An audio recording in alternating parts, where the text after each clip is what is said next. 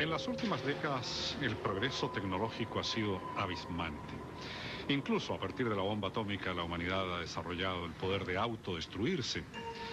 Y por eso, quizá con un poquito de soberbia, nos resulta muy difícil imaginar, con los conocimientos adquiridos y su posible aplicación práctica a futuro, el toparnos con fenómenos que resultaran abiertamente desconcertantes.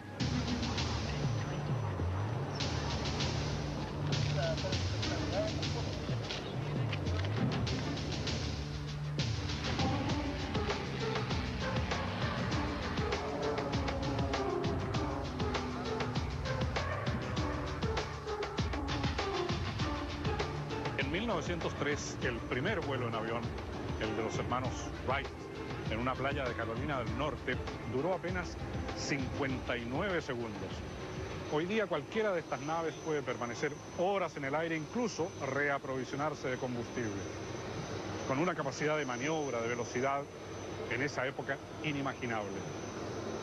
Sin embargo, en la segunda mitad de este siglo, pilotos de guerra de todo el mundo, incluso de nuestra Fuerza Aérea, aquí en Chile, han encontrado naves a gran altura que realizan maniobras imposibles y a velocidades increíbles.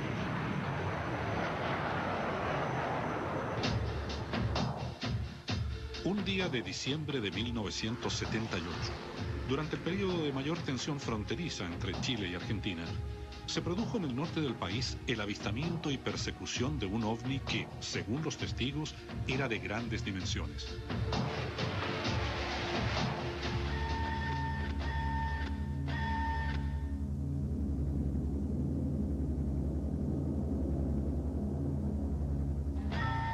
El incidente involucró a 3 aviones de combate de la Fuerza Aérea de Chile y tras casi un año de búsqueda, encontramos a los protagonistas de aquella jornada.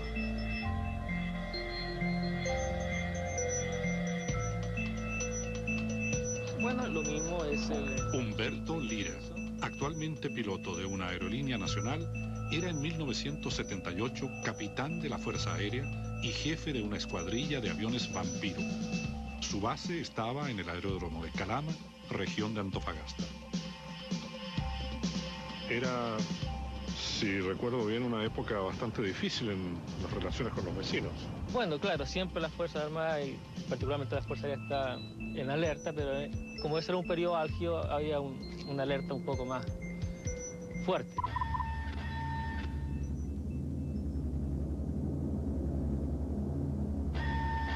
¿Dónde se encontraba usted? Estaba en Calama, en el aeródromo de Calama. ¿Y ese día? En esa época. Sí. Y ese día, cuando ocurrió este hecho, era alrededor de las 3 de la tarde. Cuando un suboficial vino a avisar de que por las comunicaciones internas con Carabineros, avisaban que venía un objeto que estaba a una cierta altura, que no estaba identificado, y que tenía una velocidad de desplazamiento que, de acuerdo a lo que ellos calculaban, podía estar sobre la base de Calama en 1 hora aproximadamente.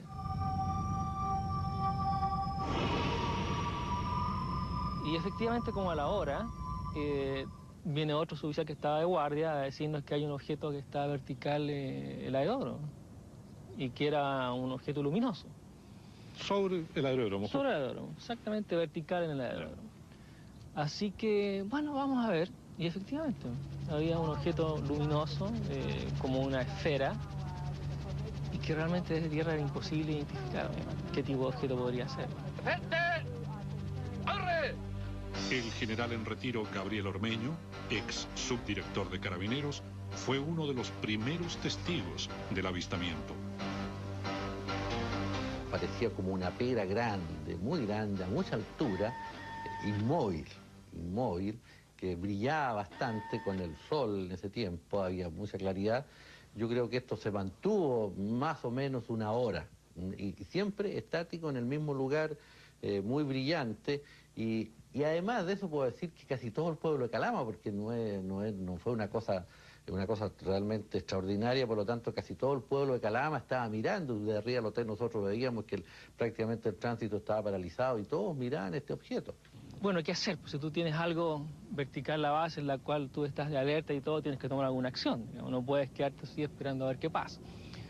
Como yo era el comandante, me comuniqué con la jefatura superior, digamos, que estaba en Cerro Moreno.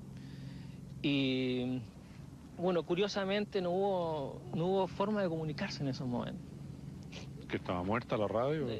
No entraron las comunicaciones, la frecuencia HF no funcionó. En definitiva no pude comunicarme como para pedir autorización, porque la idea mía era pedir autorización para despegar en un avión e identificar el objeto. Ya. Entonces no pudo obtener esa comunicación y decidió usted partir. Y entonces yo, como era el comandante de la base en ese momento, tomé la determinación de salir en un avión y ver cómo podíamos identificar este objeto que está sobre la base. Así que salí con un subteniente, tomamos un avión Vampiro, despegamos y empezamos a subir en círculo.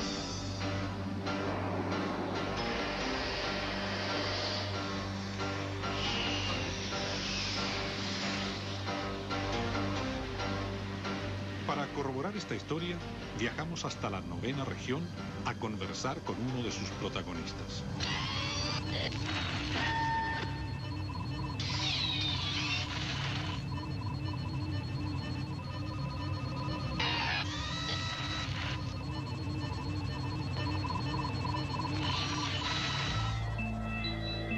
Aquí en Temuco encontramos a uno de los pilotos involucrados en la persecución de un objeto volador no identificado avistado sobre el desierto de Atacama en 1978. El entonces subteniente Reinaldo Mella es hoy comandante del Grupo 3 de la Fuerza Aérea y accedió a conversar con nosotros sobre el tema.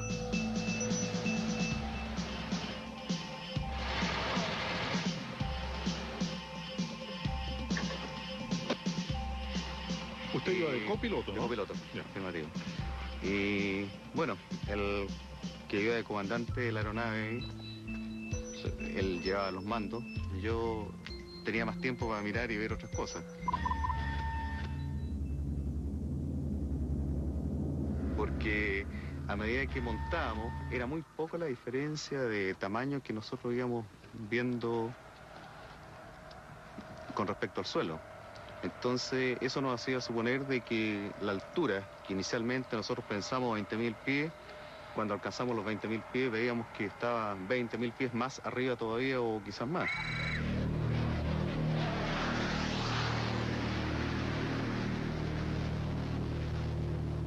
O sea, porque no se agrandaba el objeto, o sea, Exactamente. era imperceptible el que se estuvieran acercando. Exactamente, entonces, por lo tanto, era bastante más arriba de la altura que nosotros creíamos. Ya.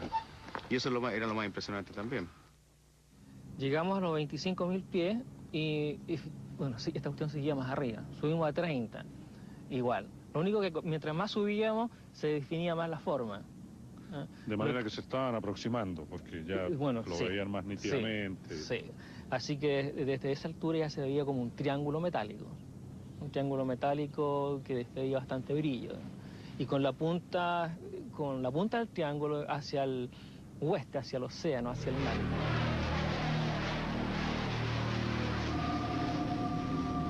¿Y entonces? Bueno, estábamos ahí en este asunto tratando de analizar qué podría hacer y de repente en esto que mirábamos este aparato con la punta, tratábamos de identificar, no veíamos nada excepto cosas metálicas y brillo, pero nada que uno pudiera identificar, tiene algo, nada de eso.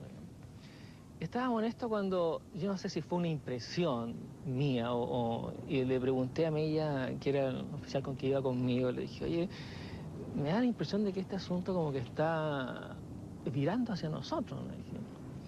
Entonces me dijo, sí, me dijo, parece que sí.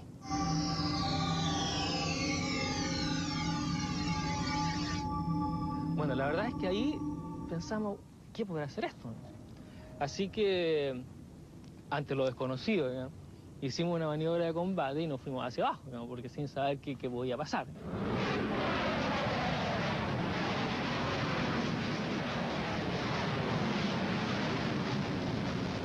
Y bajamos como 10.000 pies. Como no pasó nada, nivelamos nuevamente a una cierta altura Y miramos hacia arriba, este aparato aparentemente había tomado la dirección original que tenía, la posición original. Y volvimos a subir. Volvimos a subir hasta los 30 y tantos mil pies, y ahí esto se quedó estático, ¿no? Nunca más lo vimos moverse, ni tampoco nosotros imaginamos que se movió nunca más tampoco. Si es que fue imaginación lo primero que vimos. Así que ahí estábamos en eso, cuando el radar de Cerro Moreno tomó el avión nuestro.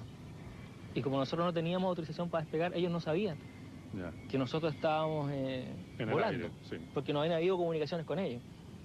Entonces se produjo una alerta en Cerro Moreno y salieron 2 F-5 a interceptar este objeto. Pero no era el objeto que iban, sino que iban a estar a nosotros. Ustedes, sí.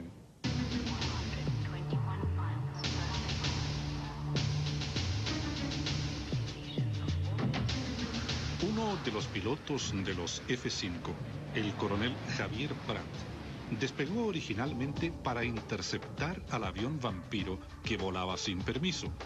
Pero a medida que su F-5 se acercaba al Vampiro y lo identificaba como perteneciente a la FARC, notó que más arriba, a gran altura, había algo desconocido. Nos llamó profundamente la atención una esfera brillante que estaba precisamente sobre Calama. A partir de ese momento, y de acuerdo al ejercicio, nosotros informamos a Radar que íbamos a hacer un reconocimiento para ver de qué se trataba, pero en la medida que fuimos ascendiendo, nos fuimos dando cuenta de que esto ya no era una esfera, sino que en la realidad era un triángulo de color metálico. Nuestro avión tenía un techo de 50.000 pies. Nosotros excedimos ese límite, llegamos a 54.000 pies, pero esto estaba definitivamente muchísimo más arriba. Para sorpresa de los pilotos, el objeto seguía allá, más arriba. El avión Vampiro llegó hasta los 30.000 pies de altura. El F-5 de Javier Prat, con gran esfuerzo, forzó su límite hasta los 54.000 pies y no pudo alcanzarlo. Según sus cálculos, el objeto estaba a unos 70.000 pies de altura, o incluso más. Y yo le podría decir que era más grande que la luna, una luna llena, y de ese tono, de ese color, pero absolutamente distinto. Y yo diría que las dimensiones de este triángulo eran impresionantemente grandes.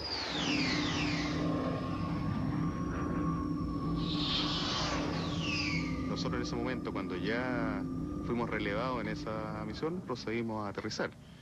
Situación de que aterrizamos y todavía el objeto se mantenía Ahí. en la misma posición. Hasta que ya atardeciendo, cambió de tonalidad de color, tal vez por el reflejo del sol, por la posición del sol, y luego tuvo un desplazamiento uniformemente acelerado hacia el oeste.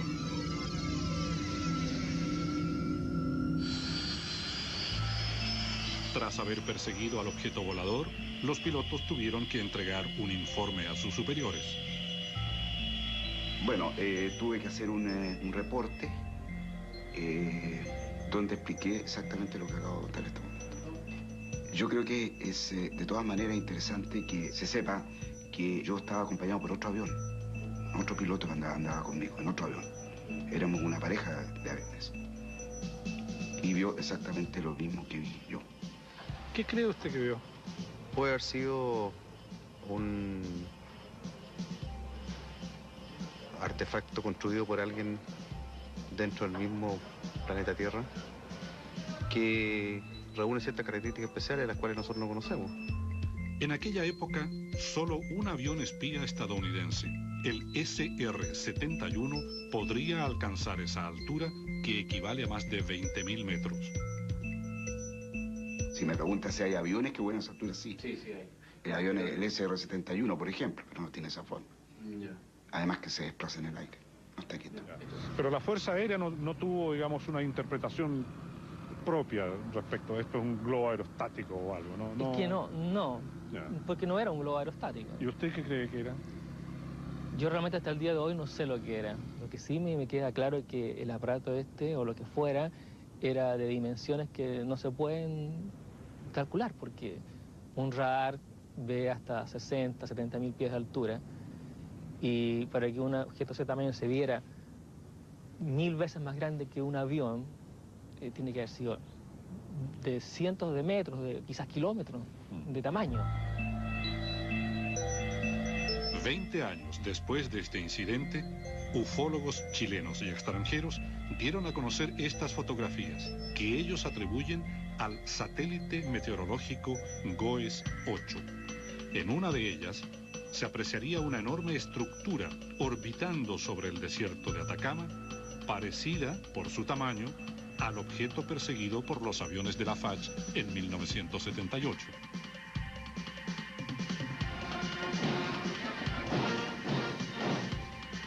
Mientras en Chile aumenta la discusión pública sobre el fenómeno ovni, llegando incluso al ámbito militar, entre los ufólogos sigue circulando la teoría de presuntos encubrimientos de evidencia por parte de fuerzas armadas como las de Estados Unidos o Rusia. El ufólogo ruso Boris Shurinov nos contó su interpretación del caso Roswell, que data de 1947, y también sobre la llamada autopsia rusa, difundida por televisión en 1998.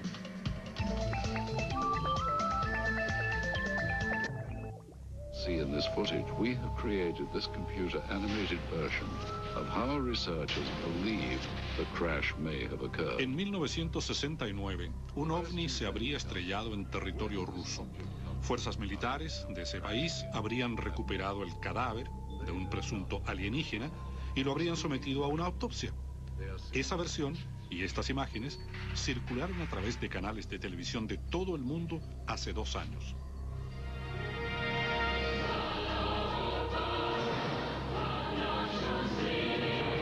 En 1998, un documental de la cadena estadounidense TNT, conducido por el actor Roger Moore, que alguna vez personificó a James Bond en el cine, presentó imágenes supuestamente documentales sobre este caso.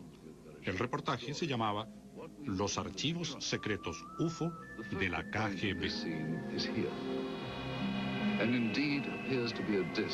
Si se sabe cuánto tiempo tomó el barrido en crearse la imagen. Este es Boris Shurinov, presidente de la Unión Ufológica con sede en Moscú. En 1999 vino a Chile al Congreso Internacional de Ufología realizado en el aula magna de la Universidad de Santiago, donde participó como expositor. Cuando le mostramos la llamada autopsia rusa, Shurinov nos contó la historia secreta de lo que él considera un fraude televisivo y militar. He aquí un bosque, un disco desconocido.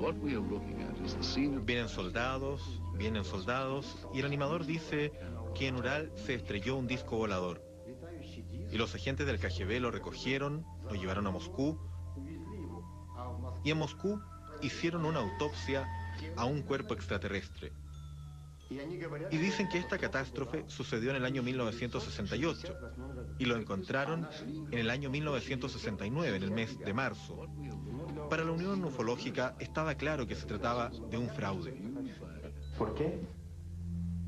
Ellos dicen que esta catástrofe fue descubierta en marzo de 1969. Este uniforme salió solamente en el año 1971. El uniforme verdadero del año 1969 no tiene botones aquí. Cualquier niño en Rusia sabe que el soldado tiene cinturón de soldado y el oficial tiene el cinturón de oficial. Y aquí los soldados tienen los cinturones de oficiales.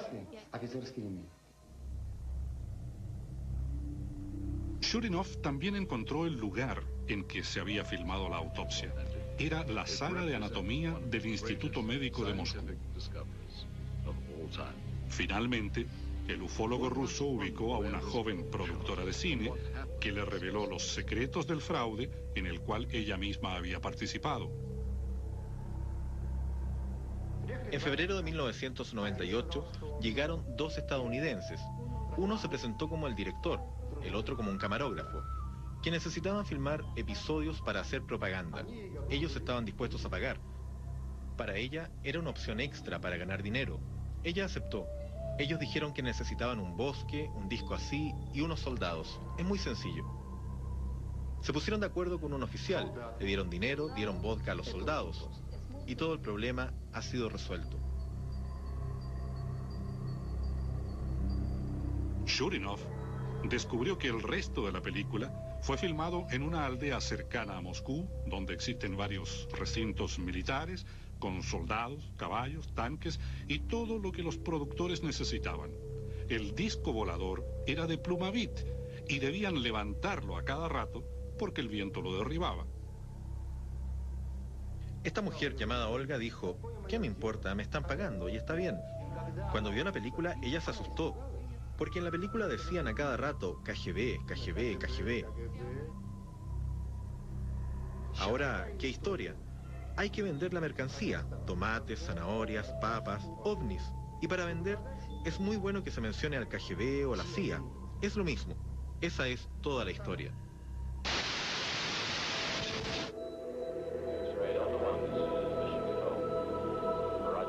Al fraude de la autopsia rusa se sumaron durante los últimos años otras imágenes de dudosa autenticidad, como este presunto extraterrestre, al cual sus captores tratan de reanimar. Algunos ufólogos latinoamericanos lo presentaron como prueba de encubrimiento de secretos militares en el Área 51 de Estados Unidos. Otros descubrieron que se trataba de un muñeco utilizado en la serie televisiva de ciencia ficción Dark Skies.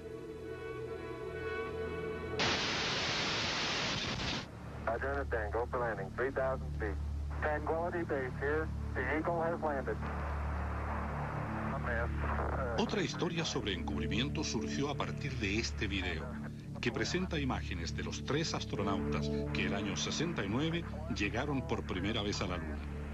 El compacto ha sido difundido por algunos ufólogos, con un relato que, mediante una acumulación de frases montadas y resumidas fuera de contexto, pretende insinuar que ellos habrían encontrado algo, como ruinas o señales de alguna forma de vida inteligente en la Luna.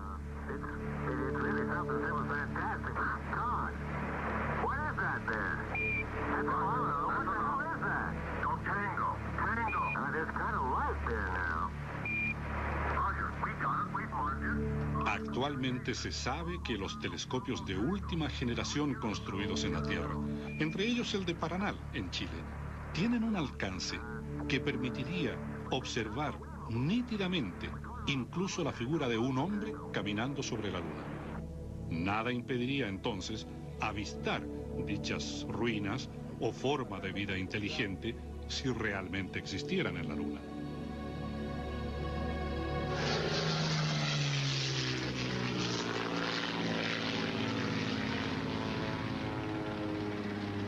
El incidente Roswell, desde que se produjo en 1947 en el desierto de Nuevo México, en los Estados Unidos, se ha prestado a toda clase de especulaciones y fantasías. Porque, si usted recuerda, la Fuerza Aérea de los Estados Unidos dijo haber encontrado allí restos de una nave espacial.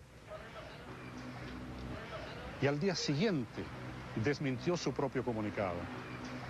Pues bien, Boris Shurinov nos dice por qué cree él que efectivamente ahí en Roswell había restos de una nave espacial y por qué las Fuerzas Armadas de los Estados Unidos se sentían en la obligación de ocultarlo.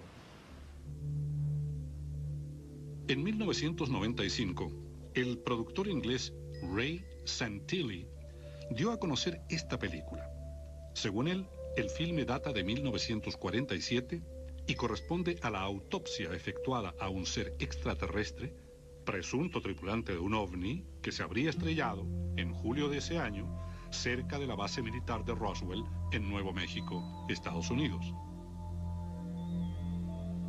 Ufólogos como el español Javier Sierra calificaron esta película como un fraude, como un intento de intoxicación informativa para desacreditar el tema. Sin embargo, Boris Shurinov, autor de un libro de 500 páginas sobre el caso, cree que la película es real y dio sus razones. Ahora existen varios puntos para poder hablar sobre el análisis. la cinta, Hollywood y la anatomía. La cinta fue analizada por el especialista estadounidense más grande, Bob Schell. Yo lo conozco. La conclusión es categórica. La cinta es del año 1947. ¿Pero él analizó el original? Por supuesto, él recibió unos pocos fotogramas, un pequeño pedazo. El otro aspecto, que Churinov llama el factor Hollywood, se refiere al mundo de los efectos especiales. Según Churinov, Stan Winston, el creador de los dinosaurios de la película Jurassic Park y considerado el rey de los efectos especiales en Hollywood, revisó la película del caso Roswell. Tenemos la película donde Stan Winston y sus colaboradores están viendo la película. Ellos no lo pueden hacer. Él dijo, puedo, pero cuando el bisturí abre el cuerpo, lo que yo veo está húmedo. Y veo que eso es imposible de hacer.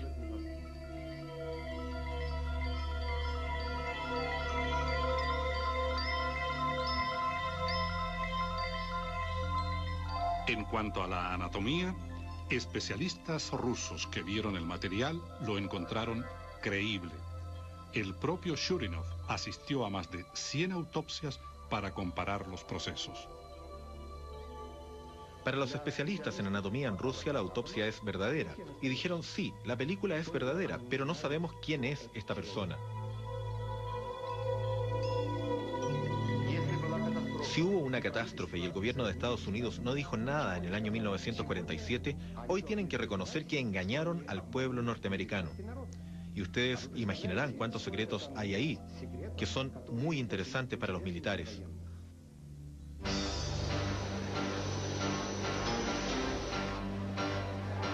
La relación entre las Fuerzas Armadas del mundo y el fenómeno OVNI ha sido tradicionalmente objeto de secreto y consecuentemente de especulaciones.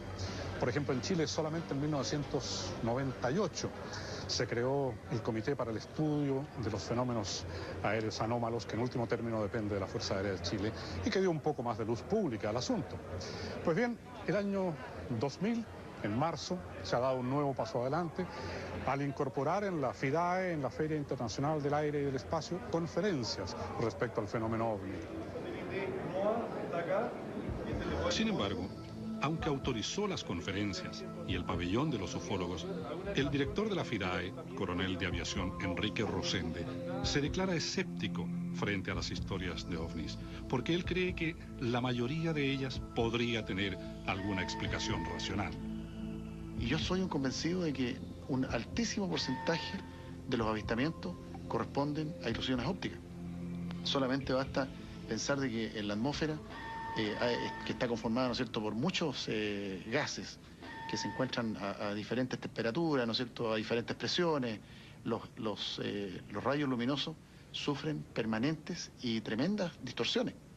Y eso es lo que en definitiva hace que uno vea cosas que no siempre son lo que uno cree.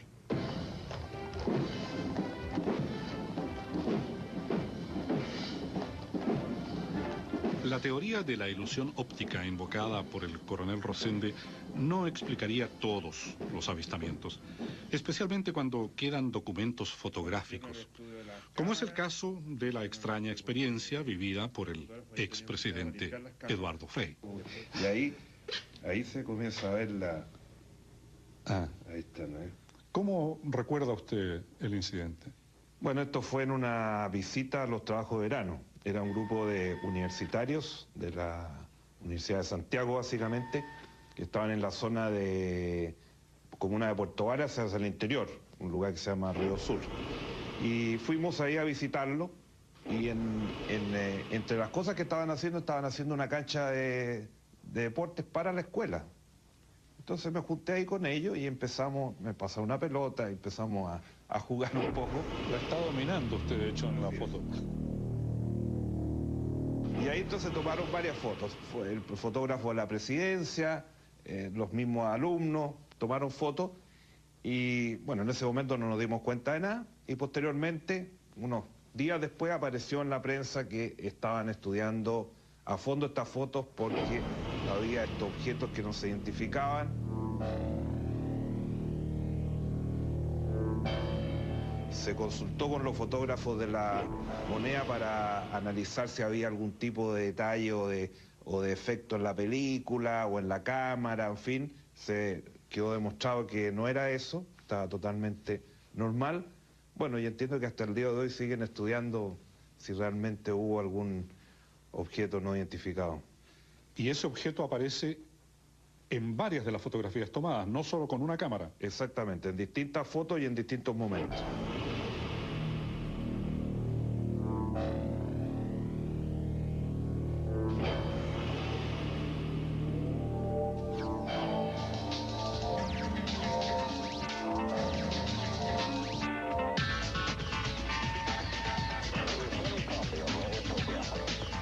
Testimonios como el del expresidente Frey se suman a aquellos videos atribuidos a misiones espaciales rusas y estadounidenses. Analizaremos esas imágenes con el cosmonauta ruso Alexander Baladin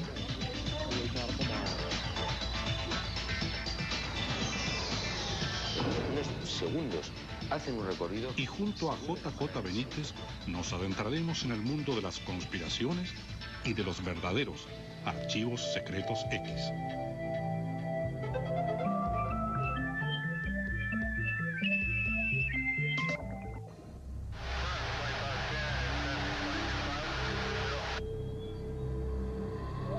El ingeniero Alexander Baladin es un destacado cosmonauta ruso.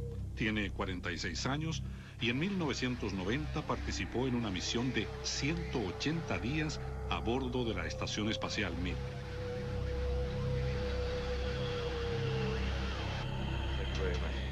Cuando visitó Chile en 1999, le pedimos que analizara los videos de avistamientos de ovnis captados en el espacio exterior y compilados por el investigador Michael Hessemann.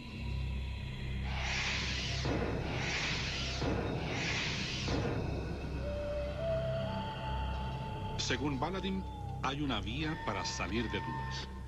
Si los controles de misiones espaciales en Houston y otros puntos del planeta entregaran a los ufólogos la información de sus archivos, se podría comparar esos datos con los videos atribuidos a los astronautas y así saber, nos dice, si hay una explicación lógica para los avistamientos.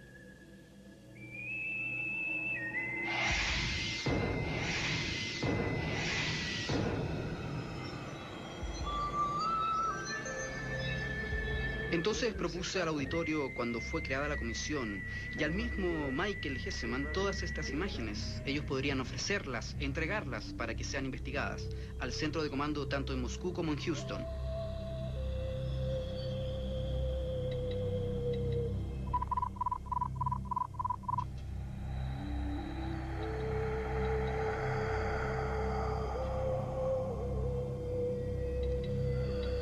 Respecto a la segunda imagen del transbordador, cuando aparece este globo que cambia la trayectoria, lo mismo puede entregar Houston sin ningún problema, la telemetría en cada segundo.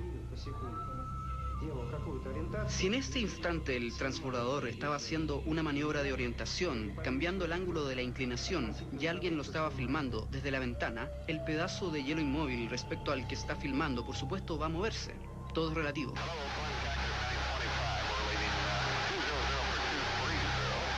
Cuando yo estaba en el espacio he visto por la ventana mucho polvo, pedazos de termoaislantes. Yo nunca he visto ningún fenómeno no identificado, pero saben, a veces uno se siente dolido cuando se te acercan y preguntan si has visto algo de este tipo. Yo de verdad no he visto nada, y cuando respondo no he visto nada, me dicen como respuesta, lo entendemos, le dieron las órdenes para no hablar. No todos los astronautas comparten el escepticismo de Baladin. El estadounidense Gordon Cooper se ha manifestado en más de una oportunidad como un convencido de la existencia de los ovnis. Incluso hizo gestiones ante las Naciones Unidas para que el tema fuese investigado oficialmente.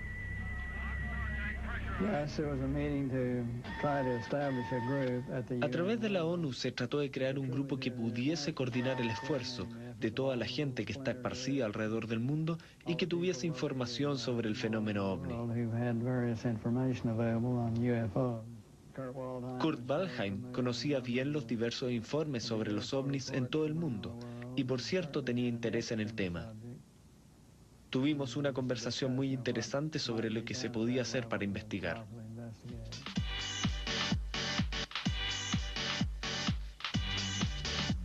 Si usted me plantea si nosotros vamos a ser extraterrestres en el futuro, yo me atrevería a decirle que sí. JJ Benítez es periodista y ufólogo, probablemente el más famoso en el mundo de habla hispana.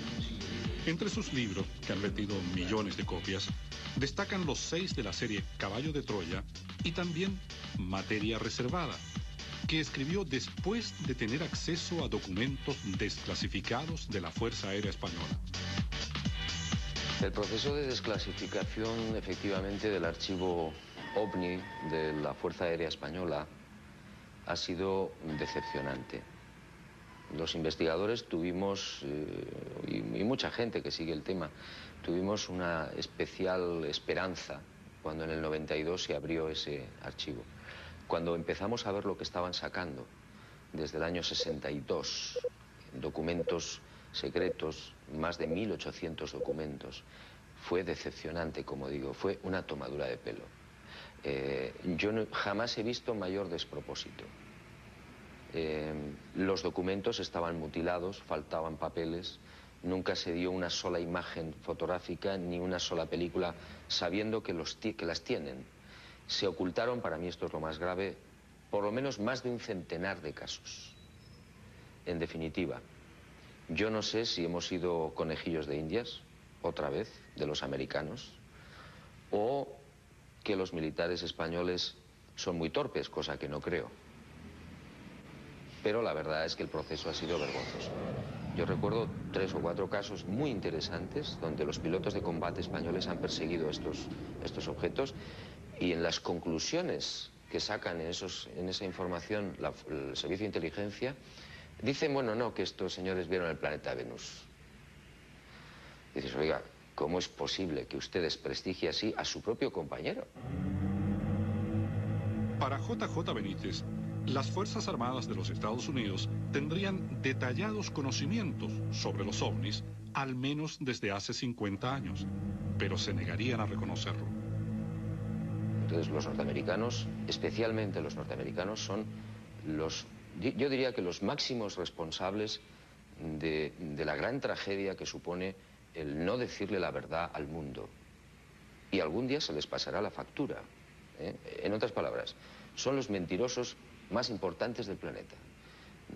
Digamos que el día que los militares, sobre todo los norteamericanos, abran sus archivos y sus hangares y la gente tenga acceso a lo que está oculto en Roy Patterson, sabrán que hay naves estrelladas, que hay cadáveres de criaturas que están en hibernación o congelados o como sea. Con eso ya sería más que suficiente para que la comunidad científica y la opinión pública en general se den cuenta de que el fenómeno es absolutamente cierto y absolutamente real. Pero bueno, mientras eso no ocurre, porque es alto secreto, tenemos otro tipo de pruebas. Por ejemplo, yo mencionaba la presencia en los radares civiles y militares. Ningún radar lee ciencia ficción ni bebe whisky. Ahí están también las pruebas.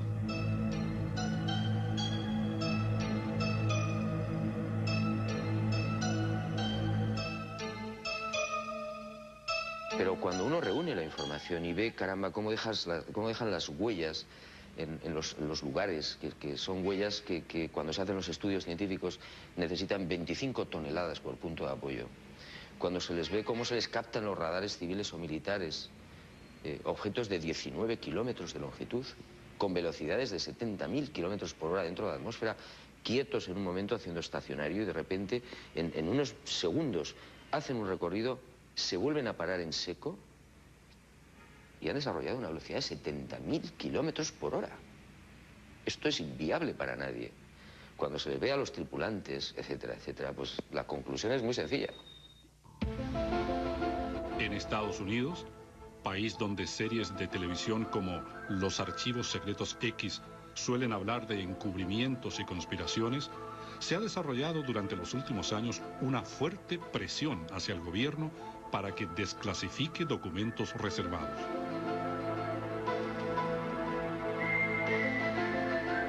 La serie de televisión Los Archivos Secretos X toma su nombre de una correspondencia real que hubo entre el FBI y la Fuerza Aérea de los Estados Unidos sobre el fenómeno OVNI. Algunos de esos archivos han sido liberados hoy al conocimiento público y hemos venido a conversar con un hombre que los ha estudiado particularmente.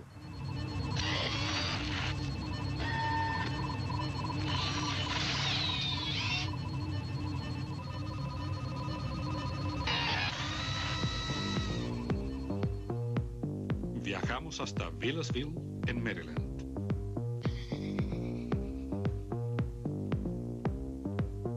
Ahí conversamos con Bruce Maccabee, doctor en física, quien trabajó para la Armada estadounidense como físico óptico durante 30 años.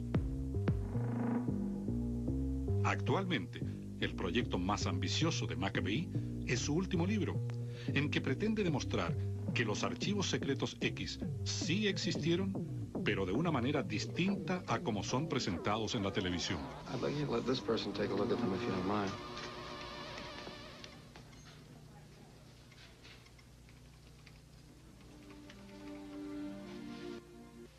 Esta es una página real.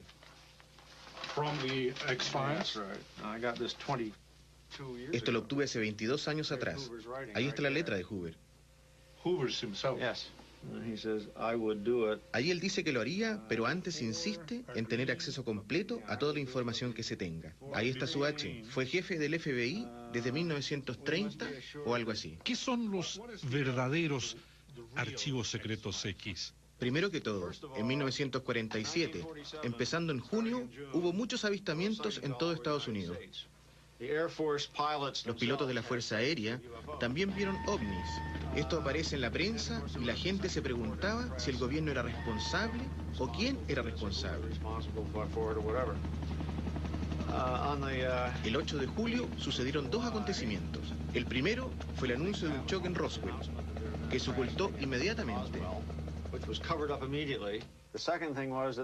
El segundo fue que hubo avistamientos en lo que se llamaba la Fuerza Aérea Muroc y que ahora es la base Edwards.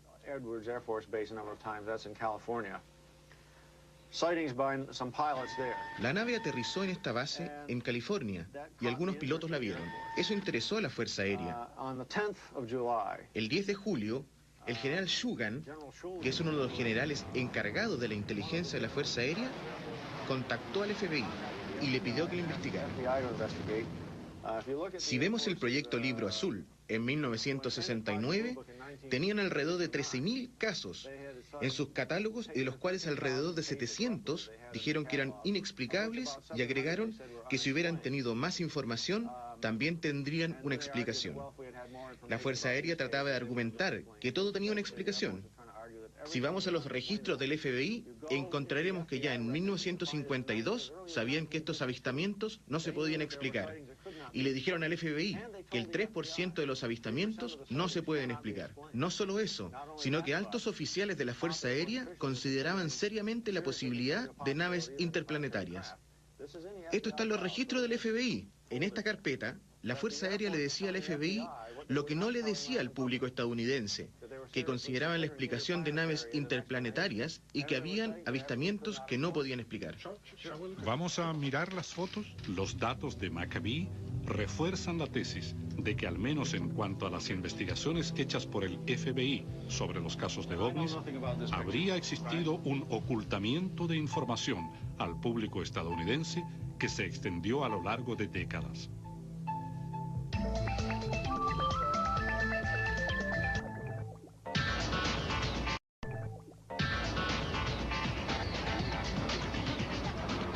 A pesar del hermetismo con que los militares manejan habitualmente sus asuntos, varios de nuestros entrevistados creen que durante los últimos años algunas puertas han comenzado a abrirse en relación con el conocimiento y la investigación del fenómeno OVNI.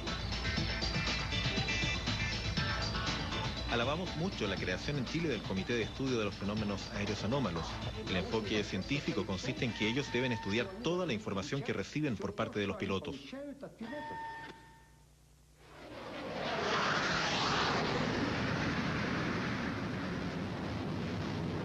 Varios pilotos de la Fuerza Aérea han tenido experiencias, si no similares, pero de este tipo, digamos. ¿Ah? Sí, definitivamente.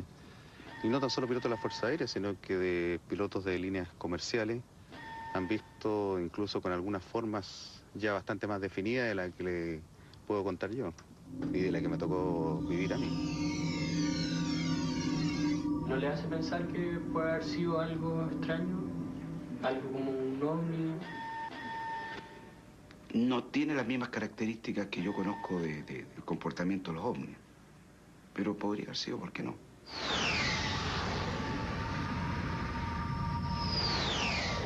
No es fácil explicarse la presencia y a la larga uno va creyendo que tiene que ser objetos voladores que son ovnis, que pertenecen a alguna otra vida, que hay de alguna manera otra vida extraterrestre. Bueno, ¿y por qué no puede serlo? O sea, son fenómenos que no es fácil explicarlo. Además, cuando uno lo ve, yo creo que la aspiración de toda persona de repente es ver un ovni. Bueno, nosotros tuvimos la oportunidad de ver un aparato que no era normal ni en la época ni en la fecha, además ratificado por todo el sistema de alerta que tiene la Fuerza Aérea, y ellos tampoco estaban dentro de sus explicaciones. Bueno, yo creo que se ha avanzado muchísimo. En Europa hace unos 2 años se publicó una encuesta del Instituto Gallup donde hablaba de un 60% aproximadamente de personas, de europeos, que sí creían en el fenómeno ovni como un fenómeno real, y un 40% que dudaban todavía. Chile, por ejemplo, es un ejemplo a nivel mundial respecto a la inquietud de la universidad por acoger el fenómeno, cosa que no ha ocurrido todavía en ningún lugar del planeta. La propia Fuerza Aérea de Chile está acogiendo también, digamos, de una manera seria, lo que es el fenómeno ovni. Entonces, yo espero que esto sea o produzca un contagio en el resto del mundo.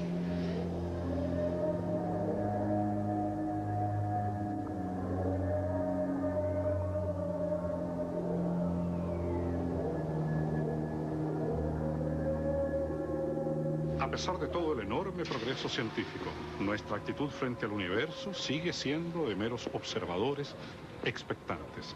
Porque toda esa admirada tecnología aquí en la Tierra se torna limitadísima frente a la magnitud del universo. En los viajes interplanetarios recién estamos ensayando. Y si vamos más allá de nuestro sistema solar, aún a la estrella más cercana, la distancia se torna prohibitiva, más aún, inalcanzable.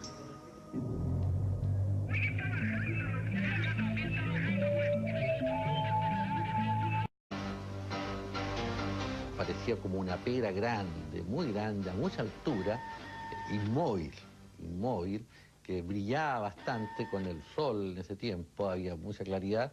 Yo creo que esto se mantuvo más o menos 1 hora, y siempre estático en el mismo lugar, muy brillante, y además de eso puedo decir que casi todo el pueblo de Calama, porque no fue una cosa realmente extraordinaria, por lo tanto casi todo el pueblo de Calama estaba mirando. Desde arriba del hotel nosotros veíamos que prácticamente el tránsito estaba paralizado y todos miraban este objeto. Bueno, ¿qué hacer? Pues si tú tienes algo vertical en la base en la cual tú estás de alerta y todo, tienes que tomar alguna acción. No puedes quedarte así esperando a ver qué pasa. Como yo era el comandante, me comuniqué con la jefatura superior, digamos, que estaba en Cerro Moreno, y bueno, curiosamente no hubo forma de comunicarse en esos momentos.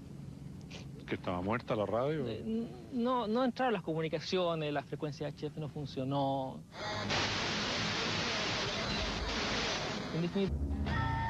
El incidente involucró a 3 aviones de combate de la Fuerza Aérea de Chile y tras casi 1 año de búsqueda, encontramos a los protagonistas de aquella jornada.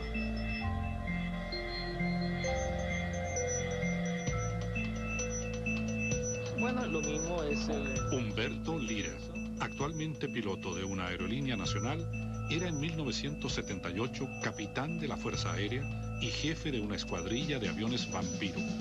Su base estaba en el aeródromo de Calama, región de Antofagasta. Era, si recuerdo bien, una época bastante difícil en las relaciones con los vecinos. Bueno, claro, siempre las Fuerzas Armadas y particularmente las Fuerzas Aéreas está en alerta, pero como ese era un periodo álgido, había una alerta un poco más fuerte.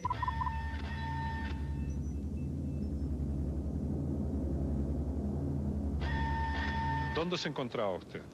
Estaba en Calama, en el aeródromo de Calama. ¿Y ese día? En esa época. Sí. Y ese día, cuando ocurrió este hecho, era alrededor de las 3 de la tarde. Cuando un suboficial vino a avisar de que por las comunicaciones internas con Carabineros, avisaban que venía un objeto que estaba a una cierta altura, que no estaba identificado, y que tenía una velocidad de desplazamiento que, de acuerdo a lo que ellos calculaban, podía estar sobre la base de Calama en 1 hora aproximadamente.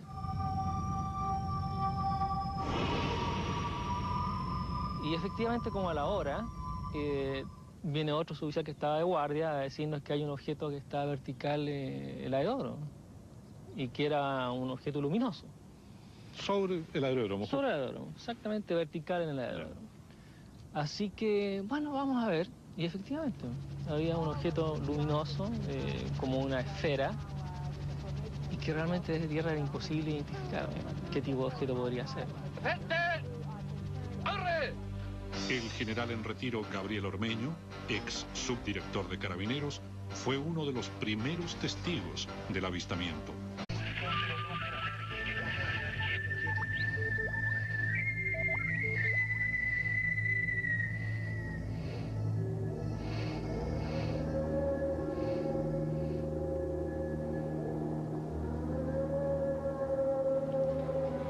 En las últimas décadas, el progreso tecnológico ha sido abismante.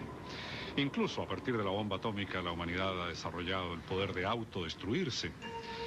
Y por eso, quizá con un poquito de soberbia, nos resulta muy difícil imaginar, con los conocimientos adquiridos y su posible aplicación práctica a futuro, el toparnos con fenómenos que resultaran abiertamente desconcertantes.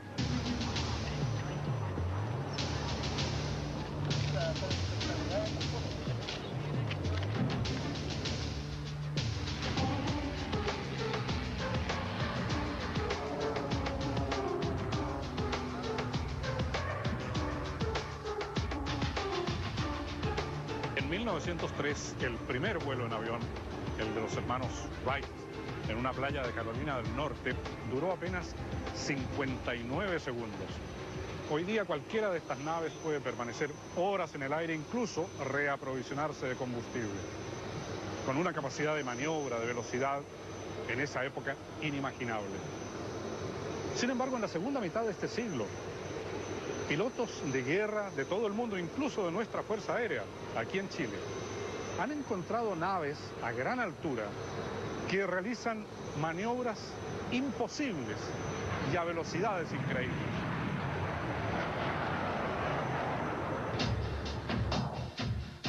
Un día de diciembre de 1978, durante el periodo de mayor tensión fronteriza entre Chile y Argentina, se produjo en el norte del país el avistamiento y persecución de un ovni que, según los testigos, era de grandes dimensiones.